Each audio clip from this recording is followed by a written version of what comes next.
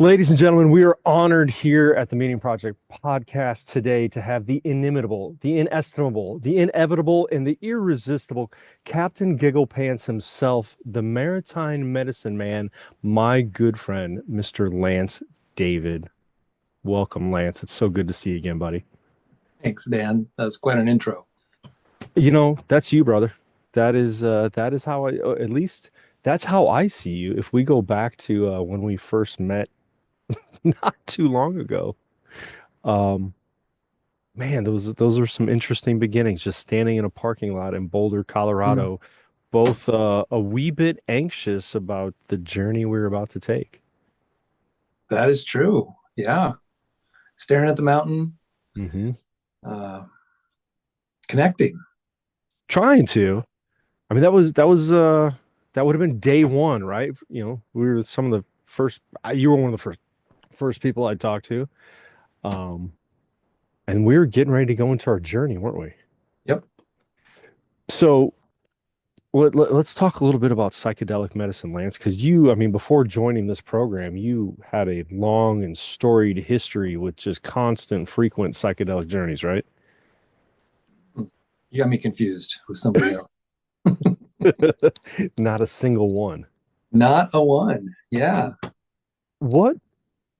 I don't think we've ever talked about this. Like, Mm. what brought you into wanting to study this, never having experienced it? Michael Pollan's How to Change Your Mind.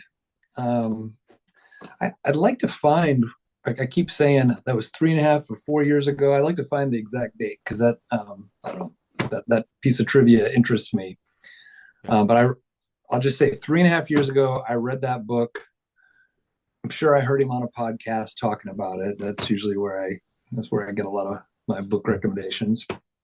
And I devoured that thing. And I'm like a lot of therapists. I got into this because I thought maybe helping other people would help me. Learning how to Mhm. help other people would help me. I actually went to seminary to be the best Lance I could be. Mm. So that's always been important to me. And when I read that book, I was like, I see the value of the tool that psychedelics can be.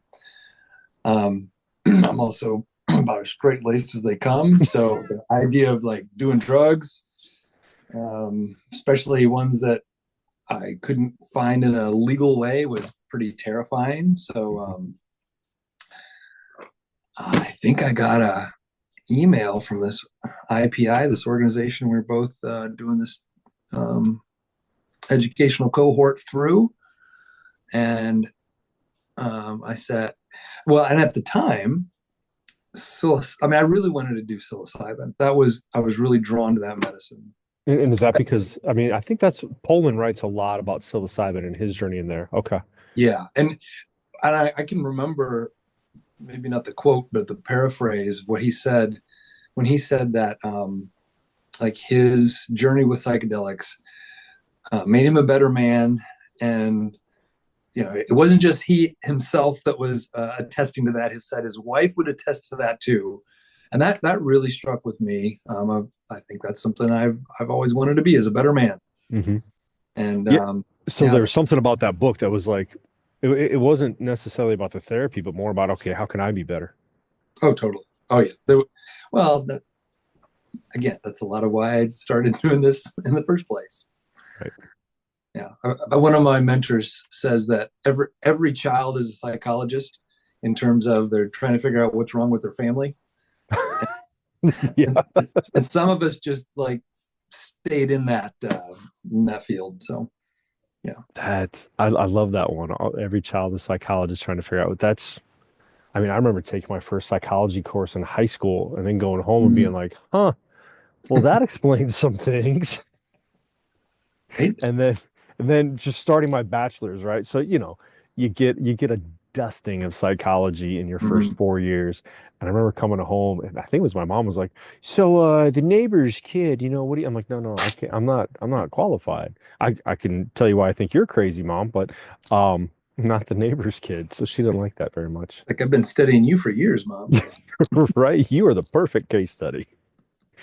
So, any idea what was it about Poland's book then? You just heard it on a podcast. You're like, yeah, I Yeah. got to know more about this guy. Well, I'd read other books of his, so he was already, a reliable source in my opinion, and I enjoyed, his stuff, and yeah, I don't know exactly what it was, but it just, Yeah. he really drew me in. Yeah. I mean, it's a great book. And have you watched the Netflix brief documentaries? I did with my wife right before we went out to Oregon, Oh, wow. Oh, okay. So just a few weeks ago, just what a did few. she have to say about it? She was intrigued. Yeah, Yeah. yeah, yeah. Yeah. So same here, except we probably watched it before Boulder. Okay. You know, I think it was one of those nights where we couldn't find anything. I'm like, hey, I tried this book. Maybe we can take it. And no kidding, like she was into it. And she's like, well, can we watch another one since you're kind of said it? Now, once she gets, frustrated with me or annoyed, there are other words that come out, but Sure.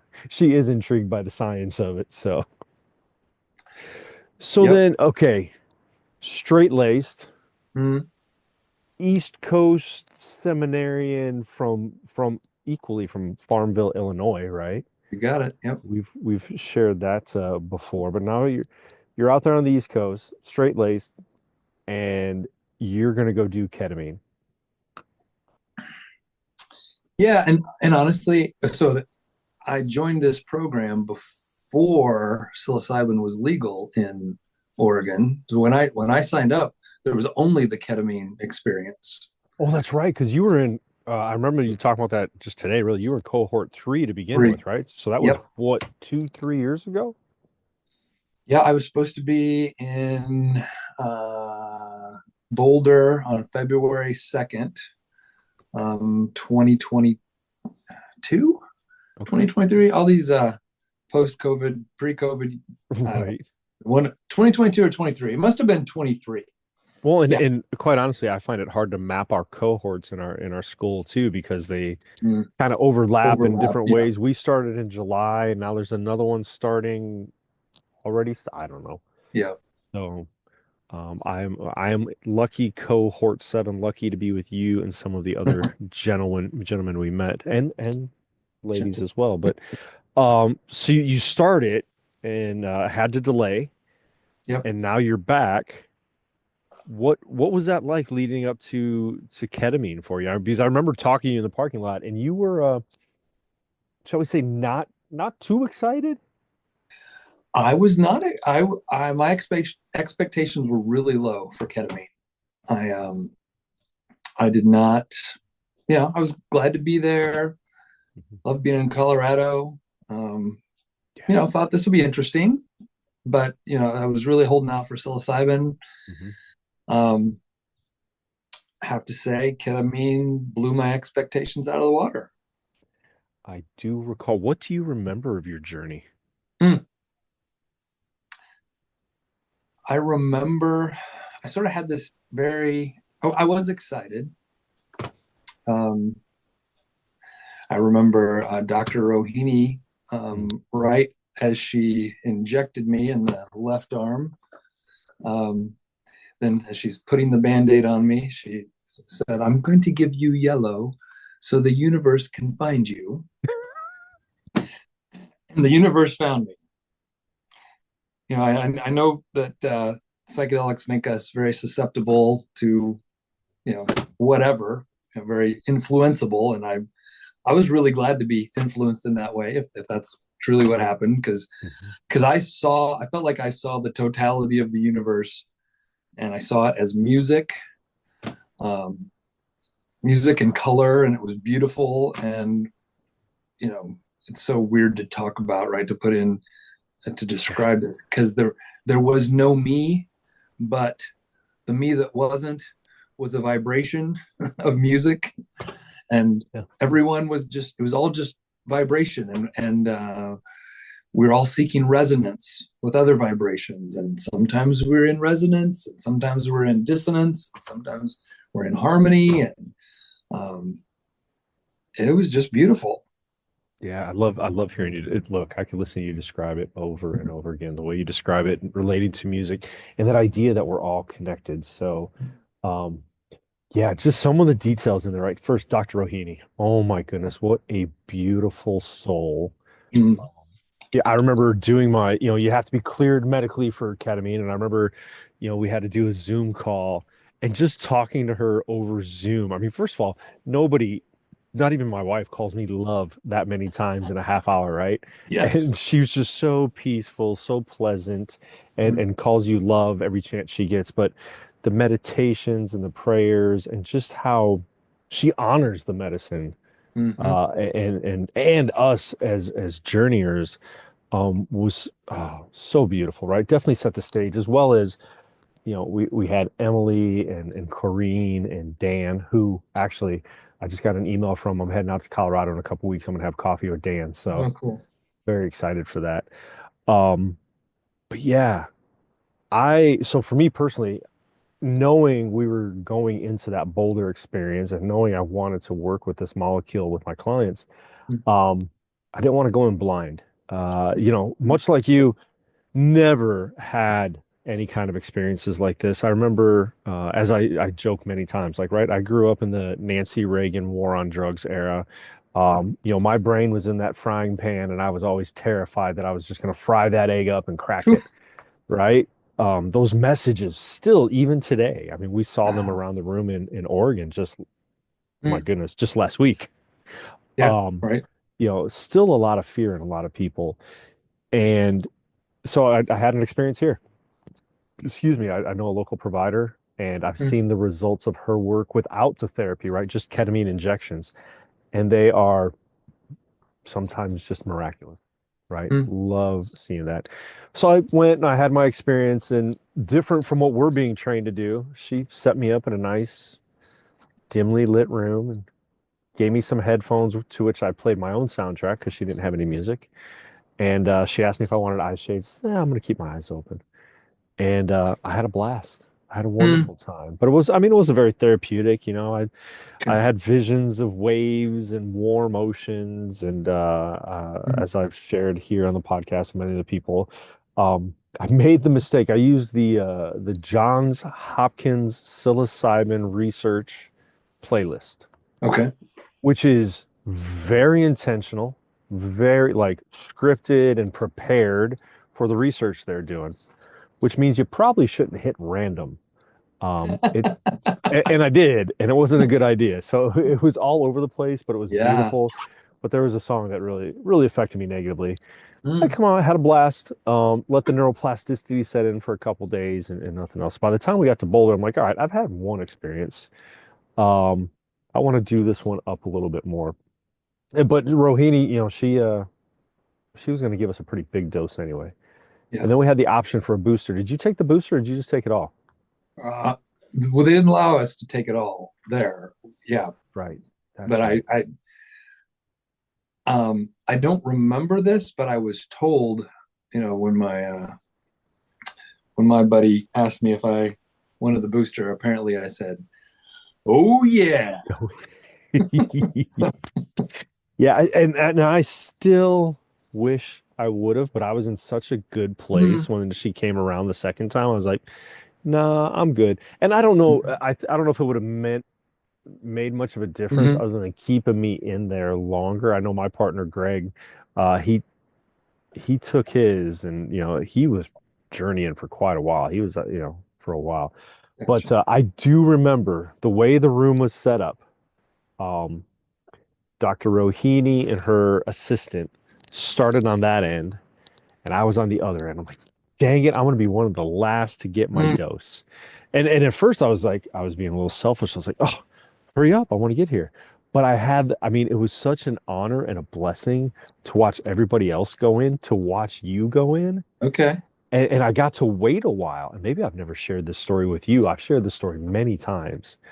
Um, I believe you went in pretty quickly because it was still a while before they got to me, and you were having some great verbalizations, man. You were digging it.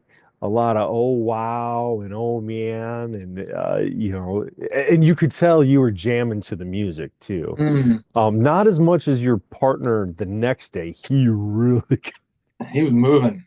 he was moving. Um, so yeah, so I went in and had a good time and ketamine, man, I don't know about you. I love ketamine.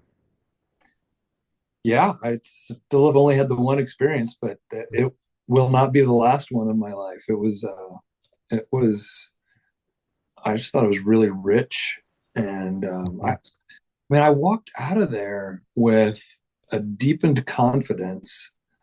Well, at times I can be a pretty confident person, but it definitely waxes and wanes. Mhm. Um, I can be a pretty moody person. I think a lot of times my confidence is um, kind of dependent on my mood. Mhm. But really, since the mid November, um, I have had more, I would say, more sustained confidence, Mhm. over several months than I have at any point in my life. Yeah. It's really nice. It's fascinating. I didn't know you before ketamine, right? But for a few hours, and I remember Yes. you saying that as we're, Mm. in kind of our sharing circle, and I was just like, really? I mean, we had a good conversation staring at the mountains and everything, and now experiencing you in different ways at different times professionally, like it's just so cool, right? Because I'm like, I don't know who that person you're talking about is, but I don't see him. Mm. It's yeah, it's really yeah, just seeing you, the impact you have on other people in the different communities we're a part of, has been yeah, no lack of confidence. I'm like, nah, not Lance, not that guy. I mean, I can hide my insecurities. I became a master at that. So Mhm. it, you might not be the only person to have said that to me Sure. and be surprised, but yeah, Mhm. I kind of overcompensate at times, I would say. Okay, fair enough. Did you have, I know a lot of us, we're in a group chat for the psilocybin, and we'll get to that here in a second.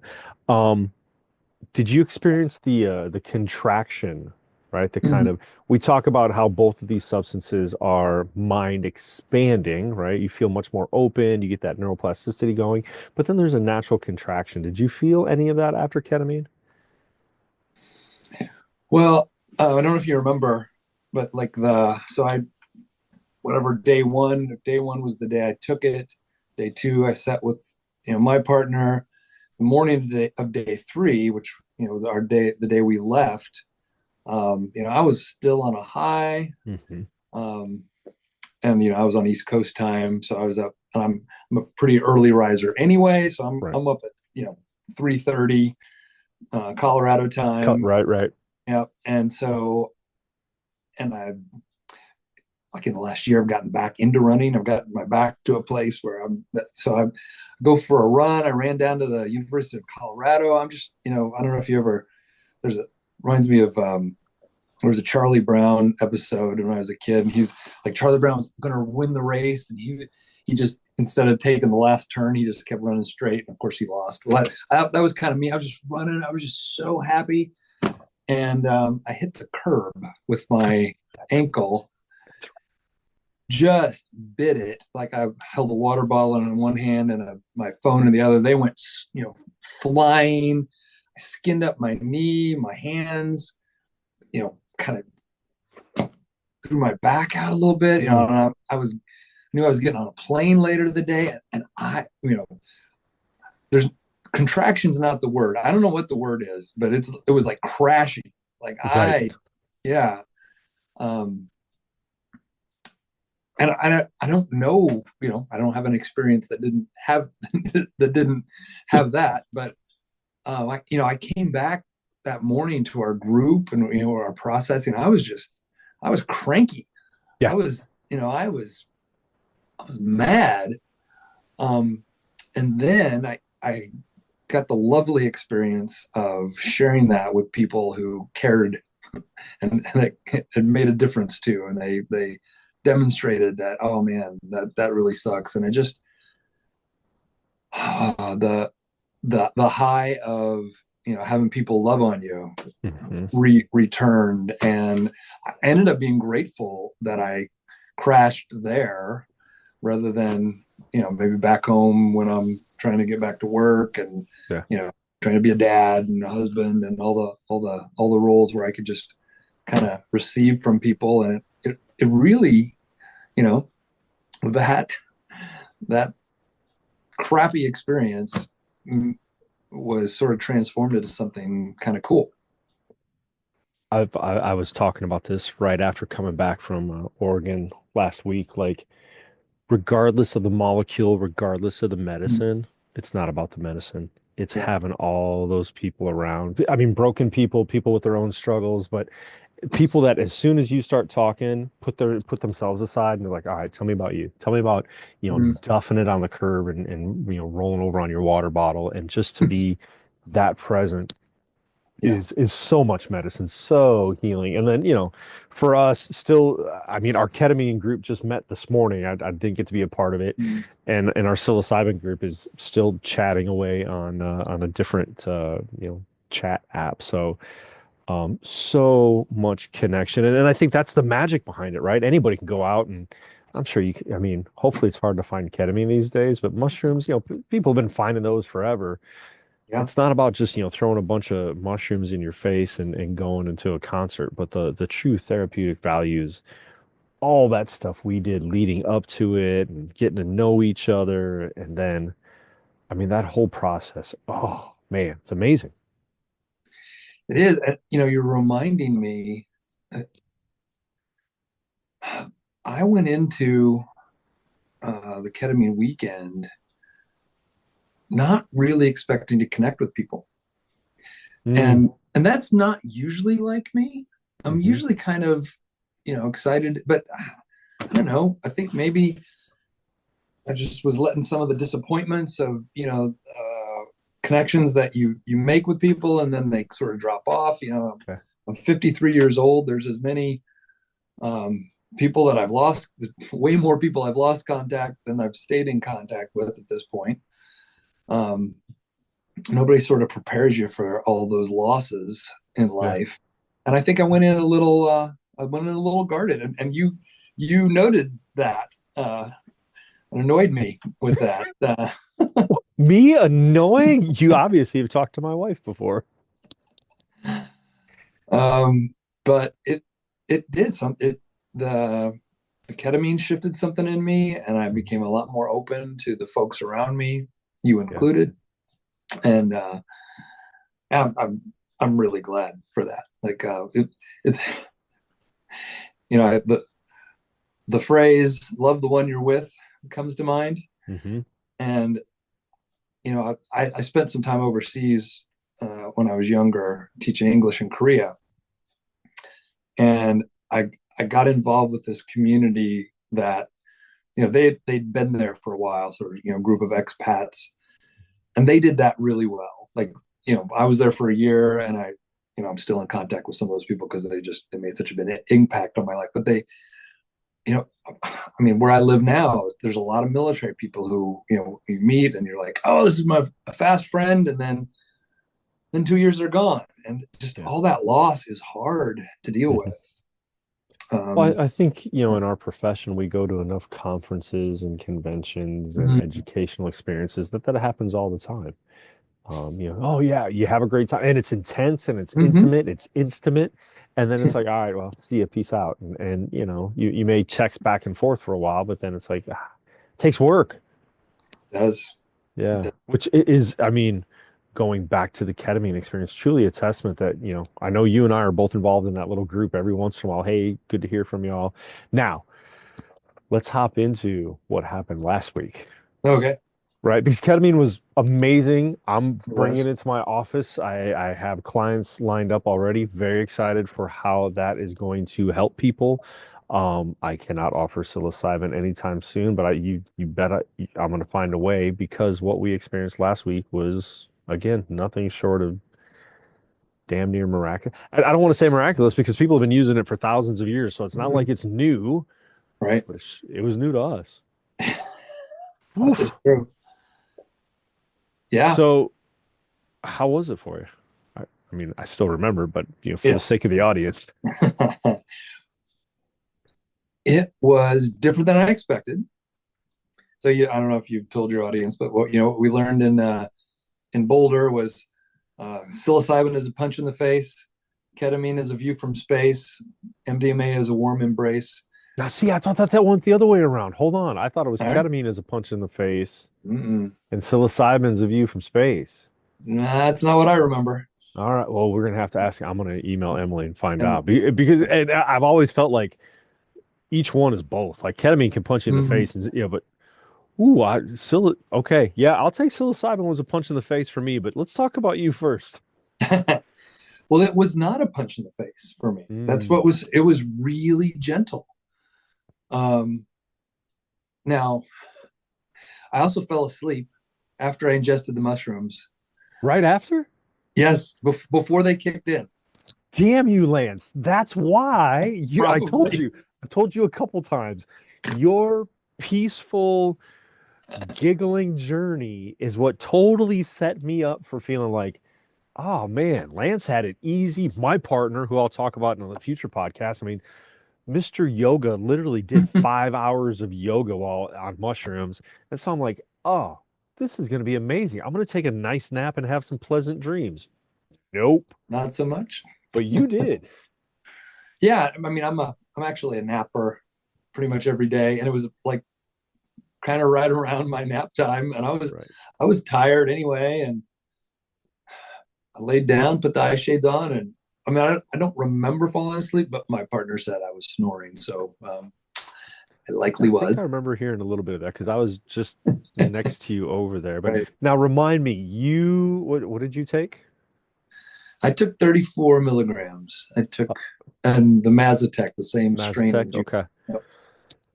Excuse me, 34 milligrams being the largest legal dose in the state of Oregon. So, of course, all of this was legal and supervised and in accordance with the Oregon State Health. What do they call it? Yeah. I don't know, but we signed a lot of forms. I know A that. lot of forms, man. A lot of papers. Yeah, so it's hard to know when I woke up, Mm. but and my the back part of the little backstory there too was my wife came with me, and we flew from the East Coast to flew into Phoenix, spent 2 days in Sedona, Mm. 2 days at the Grand Canyon. Um, Went through. I'd never been in the desert before, so it was just really fascinating and beautiful. Every day felt like 4 days because we just really filled it with a lot of really just amazing hikes and drives and um, so in my psilocybin journey, I was flying around the Grand Canyon like it. Mm. I can picture it. I can still see it in my mind. And the interesting thing, as I reflect on it, was in in my journey, I never see the sky. It's like I was in the canyon. It was all earth. Um, that feels significant to me. Maybe I talked about that in our group. That we talked a lot about grounding, being Yeah. grounded, and because you might need that sometimes on a challenging journey. And it was like all I saw was ground, like, Mm. um, and and it was also like I kind of knew that this was my own interior, like this was the space inside of me, felt grounded and beautiful and um, just like a nice place to be. Yeah. Yeah, And again, from just, down the wall from you, next to you pretty much like that's what it looked like, man. You look like there was smiling and a little bit of giggling, not as much giggling as there was ketamine weekend, but yeah, man, you really seem to be just enjoying yourself. yeah. It wasn't as intensely pleasurable as ketamine, but um, it was peacefully pleasurable. Hmm. I sometimes think I don't even know if this is an actual if I'm using these terms right, but I think like the difference between dopamine and serotonin. Dopamine's like the up chemical, like pleasure, like Hmm. what you get on cocaine, Hmm. exciting. and serotonin's more the chill, the sit and watch the sunset. Yeah. And I am definitely a dopamine chaser. Hmm. I like adventure and go go go, and my wife likes serotonin, and she like sit by the fire, and I get bored a lot. Hmm. Um, as I've gotten older, I appreciate the serotonin, and I see how much I need that. Like it's so good for me Yeah. to stop chasing the dopamine and sit in some serotonin. And that's what, like, ketamine felt like a dopamine journey, Yeah. and psilocybin really felt like a serotonin journey. It was just, there was a lot of, it was chilled, it was beautiful. I had tears, Hmm. like kind of for the beauty, but also um, I sort of had this picture um, that, well, I rewind to what I said earlier. The when I after I read Michael Pollan's book, I was like, I want to do psilocybin again because I want to be changed. I want to Hmm. grow. I want to, Hmm. and the message I got was that, hey man, you have done a lot of growth. Um, in fact, the last year has been pretty good, but the 2 years before that were some of the worst of my life, Yeah. and a real desert experience for me. And sort of just knew in that journey that that desert was not wasted. It helped form me. It helped me shed some things that I just didn't need, and also the gratitude of being out of it was also really really strong as well. Yeah, I love what you said there, right? That desert wasn't wasted. In logotherapy, we talk about, Mm, hey, we're all going to suffer. Take your suffering and find something in it, find achievement in it. And like mm, if I synthesize what you were saying, like, yeah, that desert, nobody wants to go through it, but we mm, all go through it. And somewhere in that psilocybin journey, you realize, and I remember you talking about that, if I can out you, like, mm. I want to find what all that was for. I want to make sure that I've integrated and grown from it. And the journey told you, like, you're good, man. Yeah, yeah. And it wasn't this sense like I don't need any more growth. I don't. Wasn't that at all. But it was like you don't have to strive so hard. Mm, It's the growth has come. It will come. Um, I probably shared this in the group too. Like I've worked with a lot of men who, and maybe especially with couples who are just there because their wife told them to be right. there, Oh, yeah. right? And they resist. I'm fine. I don't need any help. And I think I've rejected that and not wanted to be that guy. And so I feel like that's what I sound like when I talk about I looked around the room, and people shared had a lot of really powerful, growing, but challenging experience. It was kind of what I thought I wanted, Hmm. um, but what I got was just you're okay, and it's really. I even find myself now like, do I really believe that? I experienced it. It's cool because it doesn't have to be a belief. Like I had an experience of Yeah. that nobody can take from me. I can't deny it. I was there. That's a real cool idea, right? It's like in therapy, so often Mm, we try to convince people to think a different way. Like, hey, let's change your thoughts. Let's reshape them, refocus, reframe them into these healthier ways. But yeah, with psilocybin, man, you don't need 8, 12 weeks of somebody being like, here's how you change your thoughts. They change. You yeah, experience your thoughts change and there they are. Like you yeah, said, you get this sense of, yeah, I'm okay. yeah, I think yeah. that was one of the cool things about being in that group too. I mean, a bunch of therapists, not to generalize, but all of us pretty growth oriented individuals, Mm, right? yeah. Like this is a group of good therapists that invest heavily in their training and education because this is not an inexpensive program. And everybody had a little bit of that, like this idea that like, wow, it's okay to quit pushing so hard. Yeah. It's okay to be me. Yep.